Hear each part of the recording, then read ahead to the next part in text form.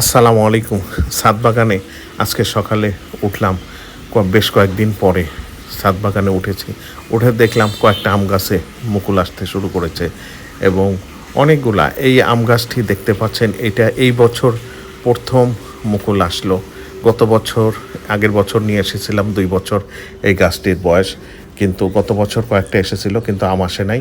এই বছর দেখতে পাচ্ছি প্রতিটা ডালেই মুকুল আসতে শুরু করেছে এবং মুকুল মোটামুটি অনেক ভালো দেখতে পাচ্ছি গ্রোথ। আশা রাখি এইবার আম পাবো, যদি যদি আবহাওয়াটা সেরকম থাকে, পরিবেশটা, আবহাওয়ার এবং পরিবেশটা ওই রকম থাকে এবং ভালো লাগে। ছাদ বাগানে যখনই উঠি গাছগুলির দিকে তাকালে ভালো লাগে, সবুজ। এবং এখন প্রতিটা গাছে দেখলাম যে একটা জাম গাছেও মুকুল আসতে শুরু করেছে।